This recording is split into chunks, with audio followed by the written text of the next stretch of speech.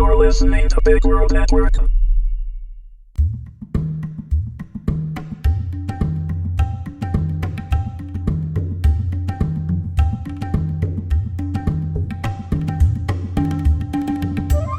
Phineas Frakture and the Terror of Dr. Molondi, Episode 7. Written by Joseph Gatch, read by Michael Young. Within a matter of minutes, sweet victory had turned into bitter defeat as the fourth bomb went off. Phineas hadn't expected such a turn of events, being confident in his ability to stop the bombs. He felt mocked by the dummy bomb, its presence a slap in the face to his ego. He looked down at the fog, closing over Ground Zero, like a scab covering a wound. There was nothing more that he could do here, so Phineas turned the copter back towards the hotel. But as luck would have it, injury was added to insult as the rotor's engine sputtered and died. "Ah, crap," Phineas muttered. The copter spiraled downwards, picking up speed as it did. Phineas had some control direction, though not much, and guided the craft towards a gap between two buildings. The propeller caught on the edges of the rooftops, jarring the craft to a sudden stop and suspending him 20 feet above the pavement. Phineas looked down at the alley below, and then up at the rotors. There was a groan, and the blades collapsed, snapping from the central hub. The blades scraped along the brickwork as the copter slid to the ground. Phineas felt the impact up and down his spine when the copter hit the ground, rattling his teeth. "I hope they didn't tell the guy who would be responsible for this thing," Phineas said to himself.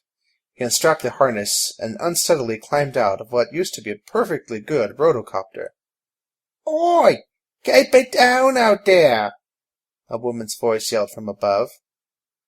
Phineas just gave an effortless wave as he stumbled out of the alley, leaving the smoking craft behind. He wasn't too far from the dummy bomb, so he decided to take another look at it, hoping it would give some clue as to Dr. M's identity. It vexed him to no end that this doctor had set out a decoy. Whatever happened to honor among madmen? It was as if the man had known that Phineas would go out to stop the bombs. The time to disarm them was calculated specifically for one man to race around by air and hit only 4, no more. He was dealing with someone who thought just like himself, and if Phineas were trying to irritate someone like himself, and he had been thwarted to this degree, his next step would be— Phineas opened the bomb case and probed it with his hand. Inside, stuck to the interior wall, was a card. "Nice try, Professor, but predictable. Abigail sends her best. M." Phineas fell back and sat on the cobblestones. As he inhaled deeply, a shiver ran down his spine. He should have seen this, he thought. Should have looked 5 steps ahead instead of 1. And now she was in the madman's clutches. He knew for certain, without any other verification. Phineas ran his fingers through his hair and wiped away a tear from his eye. He needed to get back to the hotel and regroup his thoughts. A metal clanking sound echoed through the streets, and it soon became rhythmical, like soldiers marching in step. Phineas looked into the fog and sighed. Step 3. Send something to kill me. Through the mist, several armored figures marched towards him. At first glance, they looked like knights. However, they had boiler stacks jutting up from behind them, belching black smoke. Gaslight reflected off metal and bone. They were animated skeletons wearing armor. Were these the undead Revenant soldiers that the ISS agent Thorne had spoken of at their last meeting? As they came closer, the lead soldier raised a sword and pointed at Phineas. A tinny voice, coming from a speaker attached to the mouth, spoke out. "Kill him." The soldiers, 5 in all, raised their own swords and charged toward Phineas. "Oh, crap!" Phineas yelled, jumping up and taking off in the opposite direction. He heard the pounding of their metal boots on the cobblestones behind him. They would not tire, at least not until their fuel source was exhausted, and he had no idea how long that would be. So he ran, weaving through streets and alleys, hopping fences, trying to lose them, but they just kept coming. Phineas, getting more tired by the second, looked back to see if they were still following. He suddenly ran into something and was thrown to the ground. A moan from a few feet away told him that it was a person he had struck. "Phineas Frakture, is that you?" asked a familiar voice. "Mr. Harker?" "Yes. You seem to be running from something," said the solicitor. "You as well," Phineas answered, guessing from the force of their impact. "Undead skeletal warriors." "Vampires here," said Harker. "Wouldn't care to trade, would you?" he asked as he pulled Phineas to his feet. "Not on your life." "Very well. I must be off then. Nice to see you again. Good luck with your things." "You as well," Phineas said as Harker ran off into the fog. A few moments later, as Phineas was brushing himself off, 3 women dressed in white, flowing gowns seemingly glided through the fog. They stopped and looked at Phineas. "He went that way," he said, pointing in the opposite direction that Harker had run. As they passed, one ran her finger along Phineas's neck, sending an unpleasant chill through his body, and then followed her associates. He was frozen to the spot until a familiar clanking arose in the distance. "Here we go again," he said, and once again started running.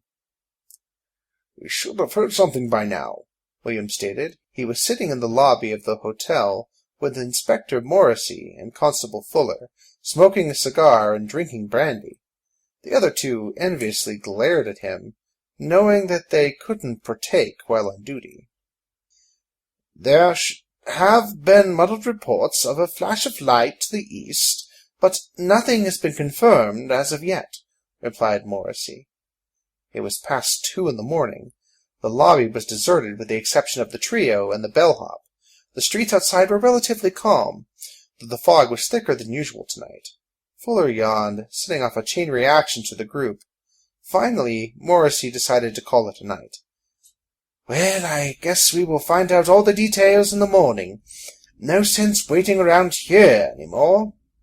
As the inspector stood up, though, the hotel doors burst open, and Phineas lunged through them, landing on the carpeting in a heap. Something loud and metal went past the portal and disappeared down the street.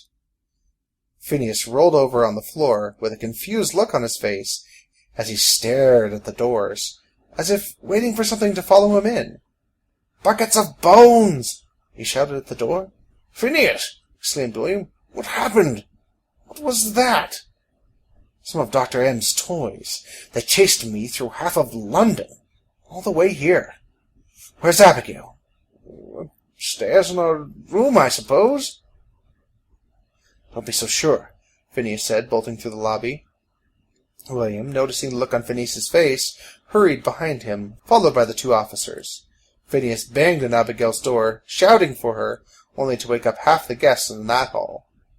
Finally, he tried the knob and found it unlatched. He cautiously pushed the door open, and saw a figure lying in the bed, covered by a blanket. "Abigail," he said, much more softly than before. The figure lay motionless until Phineas was right next to the foot of the bed. It sat up, dropping the blanket from its torso to reveal another skeletal revenant. The thing turned its head to look at Phineas. "Dr. Maloney sends his regards," the revenant said through a speakerphone in a voice much like the other one. "If you wish to see the woman alive again, you will surrender yourself to him in Battersea Park at midnight tonight." The soldier stood up, and Phineas backed away. It moved to the window, and with a metallic, inhuman laughter, crashed through the glass and dropped to the street below, disappearing into the fog. "What was that?" asked Fuller, rushing to the window. "That was an invitation to meet Dr. Maloney," said Phineas. "Right," Morrissey said, rubbing his hands together. "We will have all of Scotland Yard waiting for him when he arrives." "Isn't that stupid? And I'm not going to risk Abigail's life." "No, I'll meet him."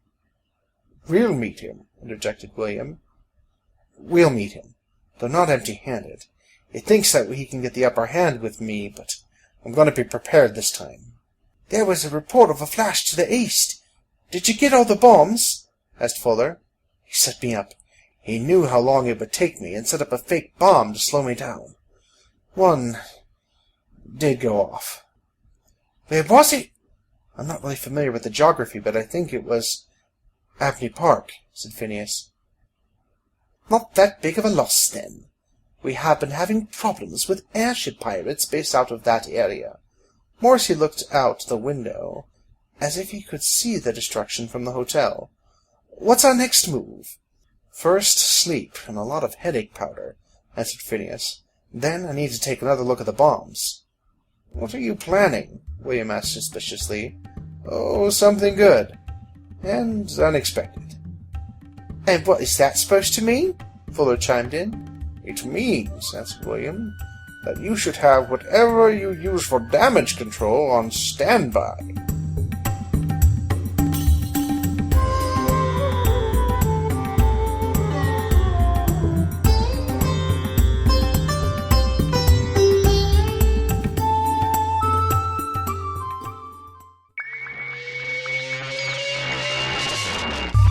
You're listening to Big World Network.